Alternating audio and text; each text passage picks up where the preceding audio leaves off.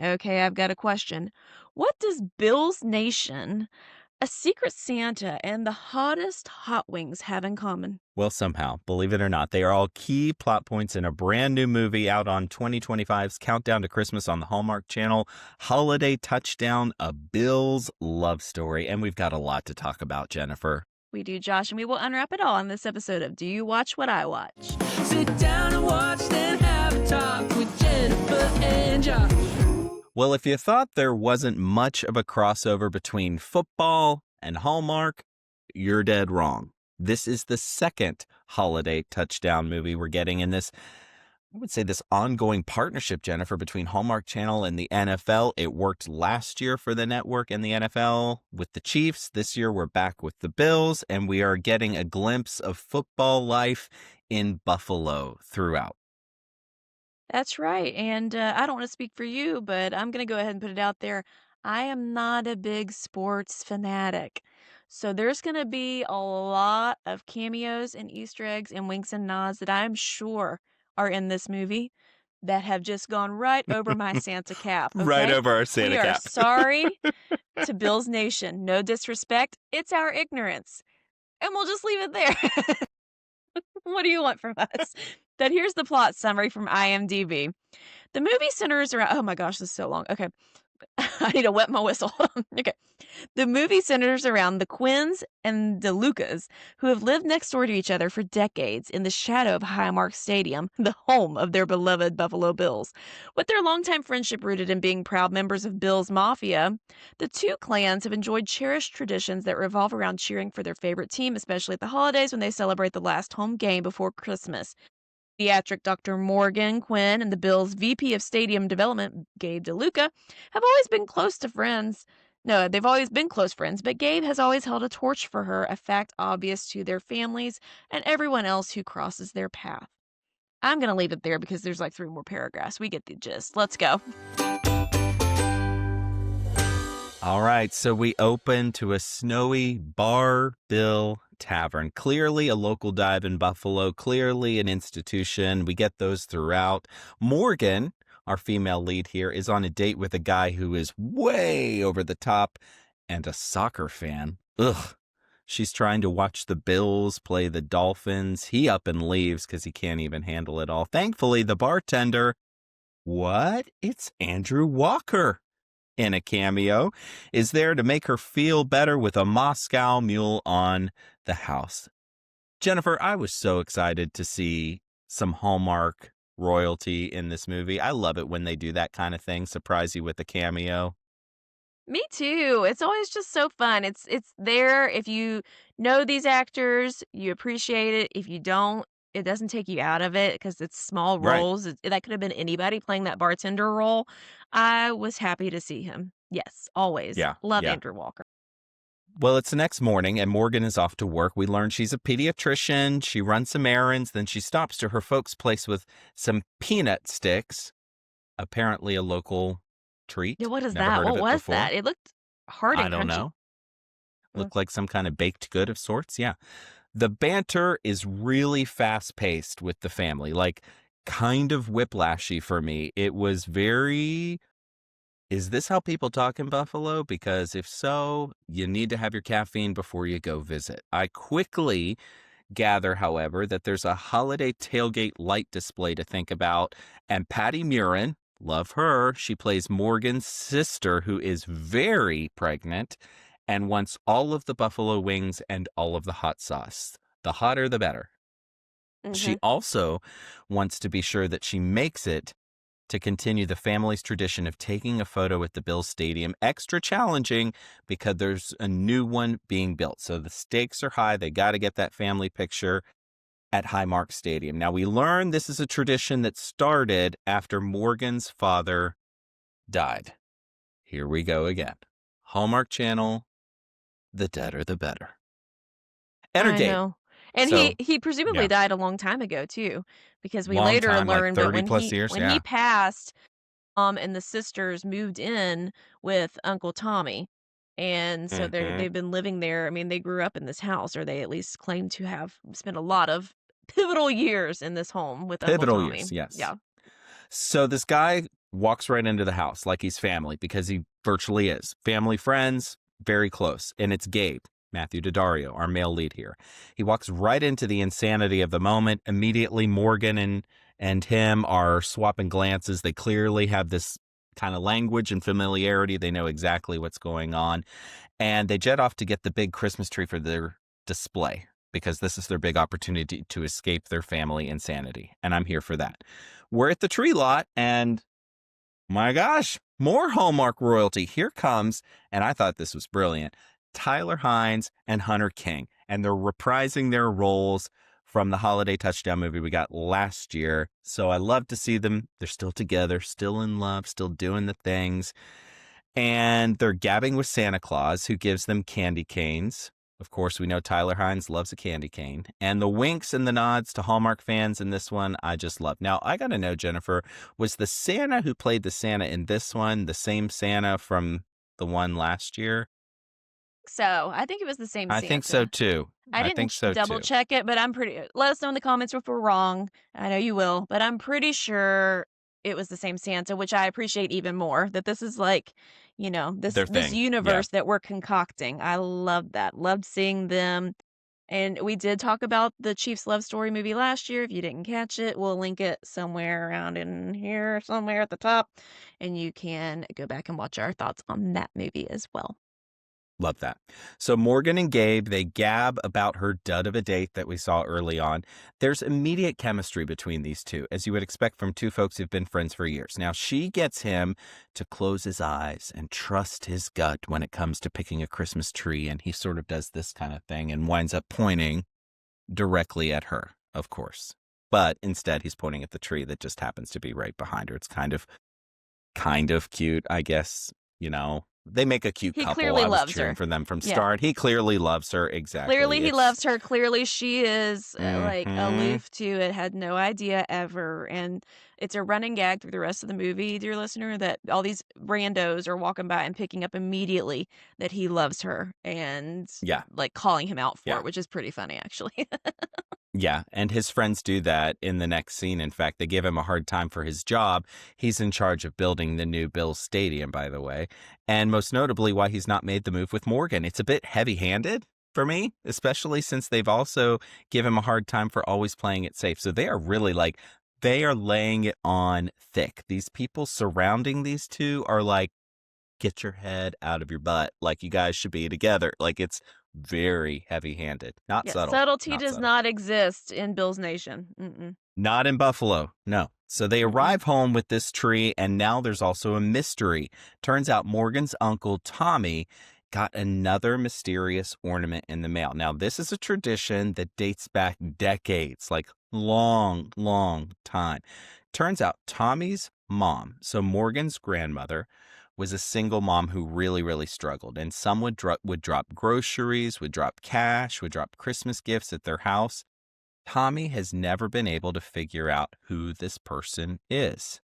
And to thank him for everything that he's done for the family, because Tommy basically raised Morgan and Morgan's sister when their dad died, basically kind of didn't pursue his own romantic interests or his own family or have kids of his own, raised his sister's daughters as his own, that kind of thing. They decide that they're going to go find out who this mystery sender is for Uncle Tommy, and they go to the post office because it was postmarked in Buffalo, and of course it's not going to be that easy. No, dead end. I did like the Gabe character's like, well, with all the modern technology, they'll be able to figure it out. Smash to cut to, but it's modern technology. Why can't you figure it out? And they're like, yeah, we don't know. If they don't put a return address on it, we can't track it down. I'm sorry. I'll tell you why it can't be that easy, because this movie has to be longer than 22 minutes. Let's go. I mean, truthfully, yeah. This would have been fit to be on the Hallmark Mystery Network if we were doing new Christmas movies on the Hallmark Mystery Network. Exactly. As much as the mystery has been built up of we got to track down who this secret Santa giver is. We may have had to tone down some of the humor in this movie for it to be over on Hallmark Mysteries. Yeah, exactly. True. So they run off to a bakery in town, and they run into some cameos from Bill's Legends. We hear their names. I've, grew up a Steelers fan. Good to see Never him. really heard of it any was of these so people. good to see him. Good to see them. They look exactly. great. Morgan has a red pea coat that looks very Billsy, and I've got to wonder, this is definitely a Keith Costumes joint, Yeah. is it not? Yeah. I mean, it had to be, right? He was involved. Yes, he was involved in this. He was involved in the movie last year. He's so good. Yeah. He does some really, really great stats. It's not overtly Bill's, but if you know the color scheme, you know exactly what's happening here. It's great. Yeah. So, well So Gabe is going to lay it all out there for Morgan, basically finally tell her how he feels when Morgan gets a call from work about a patient who is afraid of needles. She decides that she's got to go in because she's got a heart of gold and she's got to help this patient. This also gives Gabe a chance to see how much she loves the Bills, her coworkers, and going the extra mile. So he's even falling even more head over heels. Like by this point, he's done 4 or 5 somersaults. He's so head over heels for her. Yes. They arrive home and Gabe is about to lay it all out there again, second time, only for him to be interrupted by his very eager beaver family ready to flip the switch on the family's light display, which probably had just a little bit of CGI artwork to really make it look like what it needed to be for this movie. Yeah, I was a little confused by what I was looking at with that display. And they were having, like, it was a gag, they were having trouble finding all of the decor, but they do this every year. I don't know. Okay. Probably need Sure, a central place in the attic for it. I don't know. Probably so, yeah. They go inside for more family hijinks and some snacks. Morgan presses Uncle Tommy, who thought the mystery sender was the mailman.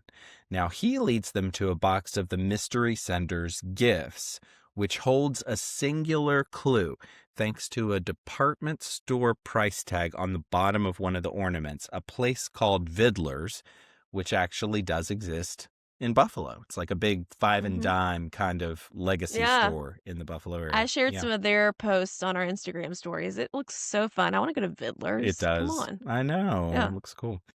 We make a quick stop at Gabe's work just to remind us that he does, in fact, have a job. And it's a high-pressure job building an NFL stadium. But we're there for just he's mere never minutes. there. That's the only time Never he's there, there. like the whole Christmas season. I know, Yeah. right? Yeah.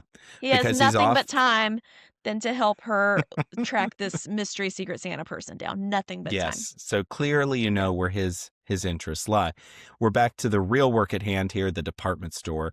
They sweet talk a woman named Cindy to get access to the store's cavernous attic, which is meticulously decorated for the holidays with all kinds of extra lights and just look very warm Lots and of cozy. room to walk around, like Lots full of room. clearances and width. Yeah. And she was like, yeah, this is 60 years of receipts. And it was like 2 shelves. Like, I have more stuff stored in my garage and we've lived here 5 years than they have for 60 years of stuff.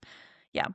It was a little So their wild. whole idea here is that they're going to track down this one receipt and hopefully that's going to give them the clue they need. So Gabe hatches a plan, meantime, to make Morgan's Christmas card craft time, or the CCCT as she likes to call it, even more special with all kinds of Bill's players, Bill's merch. Her hug at the end of this gesture has him all in his feels, I should say. Santa even picks up on it and nudges Gabe to tell her how he feels. So again, everybody is like, Gabe, bro, just. Yeah, the players are like, come on, it's so obvious. Please, Like, please, yeah. the fact that she doesn't back- catch on is bonkers, right? Like, where Girl, are you, girl. girl? Come on. Yeah. We're back at the townie bar. Andrew Walker is back working, and Morgan and her sister wind up chatting about Gabe, her feelings for him, and the Christmas surprise they're working to make happen. So we learn that, Morgan is a smitten kitten as well.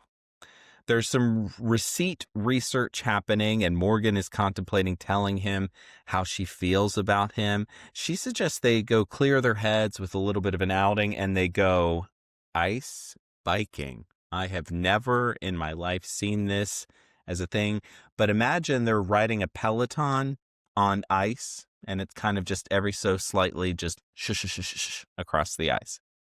Looks like a workout more than fun to me. Ain't no way. Ain't no way. Ain't no way.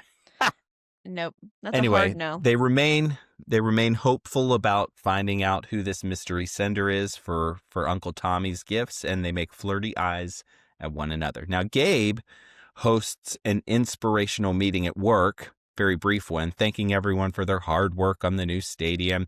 He's chatting with the coach about the hospital visit that the players did a few scenes ago, and Morgan, and he loses his train of thought when he mentions Morgan. Again, he is in love with her. And he runs into Santa on the sidewalk soon after this meeting. He unpacks his feelings for Morgan and the fear of going there. And of course, lots of football talk. He refers to her as his Super Bowl, which she just happens to overhear. Jennifer, if a man were to ever refer to you as his Super Bowl, would you find that a term of endearment? Probably not. I'd be like, so I'm a big party. I'm a lot of snacks. I'm something people bet on and lose a lot of money on every year. I don't know that I enjoy that. Mm, I'd rather be the halftime show. there, I want some Jennifer, you pyrotechnics are the halftime attached show. to my name. Exactly. Thank Yeah. you. Thank you very much. They just so happen, oh my gosh, they just so happen to find this one receipt. What? What are the odds? And it leads them to an address on a place called Abbott Road. Now, it just so happens a Bills player lives at this one house. Another cameo It was from a great to Bills see player. him, wasn't it? Such a fun cameo to see that guy. Great to see him. Didn't Loved expect it. to Loved see it. him. Yeah. No, not at all. They perceive this to be a dead end for about 2 seconds, but inspire each other to keep on going in the driveway, then head off to game day with their families, and the Bills score a TD. They check some property records, and they get a few new leads. Now, Cindy at the store tries to talk some sense into these two lovebirds and sends them off to something called Carolcade, drinks in hand. They take in the sights and the sounds together, arm in arm. He offers her his coat because it's a chilly 9 degrees or something It's like that. yeah, they talked about the Yeah, temperature a lot. It was 9 a degrees. It was lot. going to be 6 A degrees. lot. Are you cold? It's 9 degrees. I'm like, we get it. It's cold, We but I get need to know it. the It's exact. Buffalo. Yeah. Yeah. Mm. Anyway, he offers her his coat, and they very nearly kiss, but his friends, dumb friends, interrupt it. Dang it. They wind up convincing him to take another shot because the 4th time might just be it. Morgan is prepping for the holiday tailgate with her sister. There's more talk about the budding romance, and she goes outside to chat with Uncle Tommy. They toss the old pigskin around in the backyard and have this heart-to-heart about how he stepped in to raise Morgan and her sister when their dad died.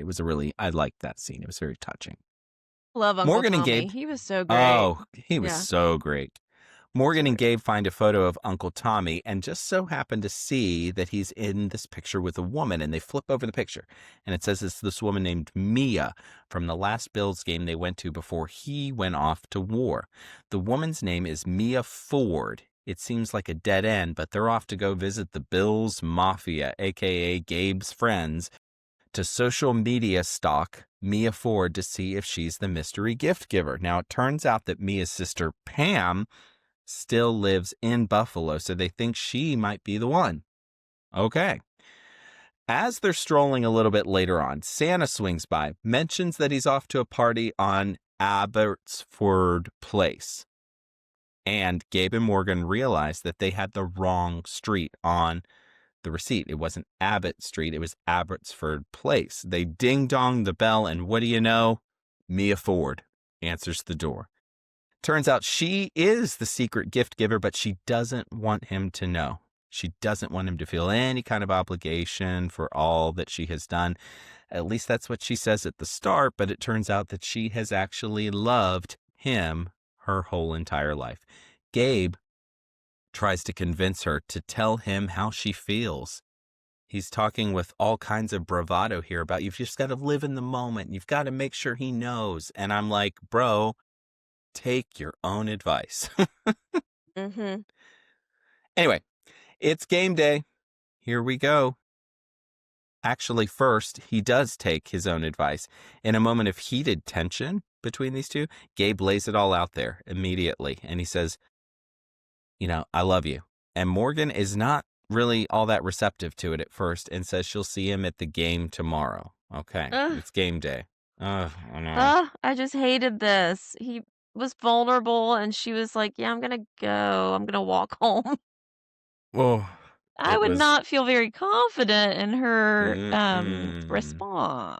Yeah. No. All Mm. right, it's game day. The tailgate looks like the best one I've seen in a long time. Morgan and Yeah. Gabe are each in their fields and awkwardly spot each other, and they kind of do that thing where you like see them, but you like look away and yeah, exactly. It's that thing. At the tailgate, Mom was there, and we haven't seen Mom since like scene 1 in the beginning of the movie. I I know. didn't recognize her. I was like, "Who's this lady? Why is she Who's talking?" I this was like, "Oh, woman? that's her mom." I forgot. We didn't get that. She was a little underutilized, I feel like, in this movie. For sure. Yeah. Anyway, Tommy and Gabe have a heart-to-heart about Morgan. He reminds Gabe that time is a luxury and it's worth it to take a chance. Soon enough, we're at Hallmark Stadium. It is game day. Gabe isn't there. Gabe isn't sitting with them. Where is Gabe? We don't know. At halftime, however, we get the salute to service. Gabe shows up late. He's off been doing something work-related. He says he has a work emergency he had to take care of. It's the salute to service, and this takes a dramatic turn when Uncle Tommy, stomps to the midfield and thanks Mia, because Mia's niece is the one being honored at halftime in the salute to service. And so that's why Mia was in town. She wasn't going to miss it for anything. Obviously, Gabe knew what was happening, knew that Tommy had this thing with Mia, wanted them together, makes it happen behind the scenes so that Tommy can come out to midfield and thank Mia in front of the whole crowd. Well, the CGI green screen crowd that they were able to put behind them, well, obvious, and professes Having his been an love extra, for her. I'm assuming they probably had a section of extras that were then kind of copied Moved. around. Yeah. I was Yeah, confused yeah. because all the promo pictures and stuff showed them at the game during the day. And I was like, this is a night game. What are we doing? I was very confused. It makes sense by the end, but yeah. Yeah. In front of the whole crowd, well, the CGI crowd, I should say, and professes his love for her. So Tommy's like, and I love you. Oh, it's beautiful. And Morgan realizes Gabe orchestrated the whole thing. And on cue, Morgan's sister goes into labor. Water's breaking. Baby's crowning. Time to go. We're having the baby. Listen, by the way, they this is all happening so quickly, in fact. And you would think she had this baby 15 minutes later, because the very next scene, it's Christmas morning. And they are back at the house. And this baby looks like, baby's been fine. They're already discharged from the hospital. What kind of insurance does she have that she doesn't even get to stay more than a day in the hospital? Get out. Good. The baby Great. had already, if it was jaundice in the beginning, it's fine now. Those bilirubins are back, leveled out. This baby was looking pristine, okay? Pristine. Had those Patty Fresh as the Murin morning genes, of dew. course. Of course, exactly. So the baby named Jessica is back from the hospital. Okay. And Gabe has finally called in a few favors, because that's been the whole thing throughout this thing. Gabe never wants to take advantage of his job to call in favors, but now he finally has had a change of heart. All he's done this whole movie is call in favors. What are we talking about? He called in the players to be at the Christmas card thing and to donate merch to the Children's Hospital. And he pulled favors for Uncle Tommy to be on the field at halftime. And now this. But go ahead. Now what is this. Yeah, his exactly. only big favor.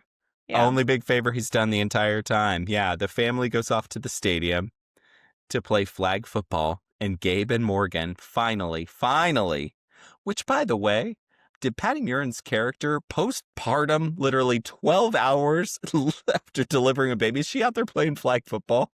No, she was on the side holding the baby. She was on the, okay, good. She was on the I'm glad side. that they didn't. Because I thought the same thing. I mean, the last week at Three Wisest Men, they had postpartum Andrew Walker's wife, who just had twins, getting wheeled down to be a witness to a wedding that I had issues with. But no, Patty Murin was on the side with her newborn in probably 9-degree weather, like you do, swaddled up. Exactly. Take a newborn out in 9 degrees. Perfect. Yes, exactly. Anyway, family's out there playing flag football, and Gabe and Morgan finally declare their love for one another and smooch. Now, the best part, Santa and Mrs. Claus, Cindy from the store. Love that. That's so cute. Yes. I thought that was so cute. I did not see that coming. Good. I didn't either, and great. I loved it. Cindy was Mrs. Claus, and they celebrate the way that they helped nudge this couple along as we finally fade to black. It's time for Golden Coin. Okay, it's time for our gold or coal segment. This time, if there's more gold, it's a touchdown. And if there's more coal, it's a fumble. And if it's a tie, it's just going to be a Merry Christmas. Josh, come to you first as our sports analysis of the podcast, anchor desk, news. I don't know. What's your gift? What's your first gift? So it's got to be gold for the cameos. I loved the cameos here. I thought that they were really well done. If this is in fact going to be a series where every year we get one of these because of this relationship between Hallmark and the NFL, at least they're leaning into it and helping Yeah. it to pay off for the fans. So I'm here for it. I thought it was great. Nice to see Andrew Walker and Tyler Hines and Hunter King, and more of that, please. Yes. I will give some gold for Uncle Tommy. I really liked this character. I thought he was very warm. It was played by Joe Pantoliano.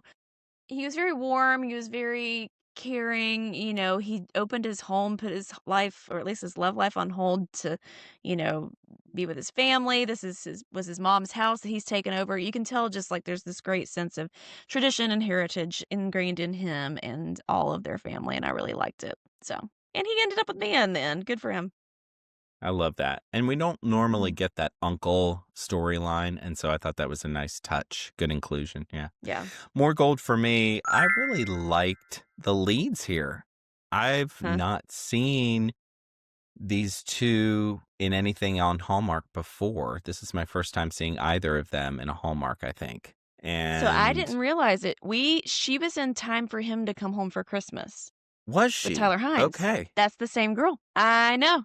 I had to look it up. Okay. I didn't realize it was the same girl because that was like season 1 of our podcast. We've seen Yeah. her. We have not seen him before, though. Yeah, you're right. He's never been on the network. I love them together. Go ahead. I Sorry. thought that they were great. And you know what? That was a gamble for them to put him in this kind of a role because this is one of their tentpole movies that they're putting a lot behind. And I thought he did a great job. Like, he is believable in this role. And what made it even better is they were believable as best friends trying to figure out this new thing. And I liked that piece of it, that we got that they had a common language and an appreciation and an experience with one another before they're falling in love. And I love when we get kind of a more complex relationship and romance develop. So gold for me. Yeah, agreed. You took one of mine, so I'm going to go with gold for Patty Murin. I'm always happy when she's on screen, and she was so funny as the sister in this movie. There's this whole bit. She's trying to eat the hot wings because she wants to induce labor and have the baby before because she's not missing this Christmas family photo in the last game in the stadium. And then time's kind of running out on that. So then she starts doing all these breathing techniques to delay labor until after the family photo. And in the end, it all worked out just fine. But she's so funny. She's just a delight. I just love seeing her on screen. More Patty Murin, please. Yeah, agreed. More gold for me. I loved the institutions that we saw in Buffalo. I've never been to Buffalo, never have heard Mm-hmm. much about Bills football or the legacy or all of that, but you just get a sense that they did their homework. They didn't just like write this movie and plop it down in Buffalo because that Mm-hmm. was the city that they chose. They actually did the research to kind of bring as much of the tradition and the legacy of the Buffalo Bills into this, and I appreciate it, even as someone who is not a Buffalo fan. So, gold for me. Agreed. And fun fact, it was co-written by Vanessa Murano and Danielle Morrow. Vanessa Murano played a character on Gilmore Girls, April Nardini, who was a very controversial character. But now she's all grown up and she's going to write a Hallmark movie. Come on now. Come on! Actually, Love and that. also if you haven't listened to me and my friend Christina talk about Gilmore Girls, we have 2 podcast episodes up, so go over there and check that out. Okay, thanks. My last gift, I will give some coal. I got a little bored with the mystery search, looking at receipts like the 5th time we saw it. Like I just feel like we Mhm. drug that out a little bit too long with the receipt search aspect. Like searching through receipts isn't the most compelling thing to watch, you know? Yeah. I would have So loved to see that sort of lead to another step that led to one more thing that they had to do. it felt Yeah. like there was at least one step missing that we could have. It was a little too easy breezy with the receipt of it all. But Yeah. yeah. How about you? I agree. I think that at the end of the day, this was a fun watch. I'm not a huge NFL football guy. Grew up a Steelers fan, like I said, but at the end of the day, you don't have to be a football fan, I think, to actually appreciate or like this movie. I think that's the Mhm. beauty of it. Our total score was 5 gold, 1 coal. We're going to call it a touchdown. I got to know your thoughts. So we did Bills this year, we did Chiefs last year. Which one did you like better? Oh, that's a cruel question to ask. Oh, I'm I sorry. I think overall I liked the Chiefs one better, because it had that great scene. Spoiler alert for the Chiefs love story if you haven't seen it. It had that great scene with Hunter King's grandpa, and he lost his wife, and they always had these same seats year after year. And then they redid the seats in the stadium, and Tyler Hines' character worked for the Chiefs and found their original old seats and brought them to the house. And the grandpa's sitting there in front of the tree in those seats. That was such a touching moment. Like this one, the reveal of Uncle Tommy and Mia was cute, but it didn't emotionally resonate with me quite as much as the Chiefs story did. But I still thought it was really good. I really found myself enjoying it. And I was very much like, do we need another one of these movies at the beginning of the season? But I enjoyed it a lot. And I think a lot of it is because of the casting. For everybody from the leads to these side characters and the crazy, outlandish family and this little community they've built, I thought was really well done. Yeah. Which one's No, your I'm with favorite? you. I think the Chiefs one probably is just a touch higher for me. They're both, for me on the same kind of playing field. I would watch either one again. The Chiefs one, I think, just had that emotional quotient, ratcheted up just a little bit. There was also that gesture right at the end with, was it hats that they did in the stadium where everyone had the same? There was a lucky Yeah. hat, and then the hat went missing, and then they all put on the hat at the stadium. Yeah, that was really special Yeah. too. So So, but at the end of the day, just a really fun watch. And I've got to think they're going to do this yearly. We're going to get a new one of these every year. I would venture a guess that this is a business partnership between Hallmark and the NFL. What do you think? it sure seems like it, or at least, Hallmark likes to do trilogies. And so I Yeah. think we'll at least get one more. It won't be the Tennessee Titans unless it's I can a tell you that sad right story. now. Because, ugh, so I Holiday don't know. Fumble, a Tennessee Titans love story. Womp, womp, Ugh. womp. Right, Yeah. exactly. So I'm curious to know, what the next place would be. Again, I'm not up and up to know the hot teams right now, but hopefully Hmm. I would watch that third one. I'll say it. I would watch a Remind third me of one, this next year when I'm absolutely. like, oh, we're getting a third one. Say, Jennifer, you liked the first two. Let Just us be not happy. forget. Exactly. Because like you Well, what said, they did you do it guys such a good job of there's football and I think it plays into this team and the traditions and the sports fan, but also you don't have to be a sports fan to like the movie. They balance it really well. They've bingo? done it 2 for 2. I So, think so. yeah. Yeah, they strike a good balance for sure. Well, what did you guys think? Did you watch this one? Did you like this one? Did you hate this one? Let us know in the comments. We want to engage with you.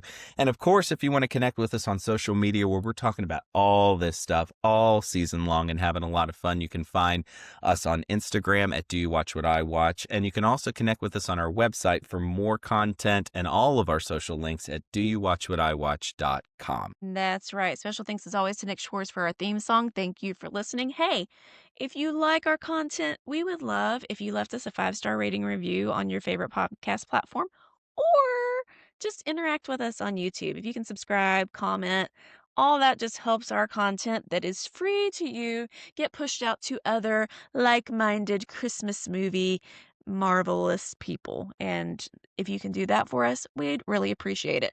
Next time, we're chatting about another new Hallmark Christmas movie called Tidings for the Season, and here is the plot summary.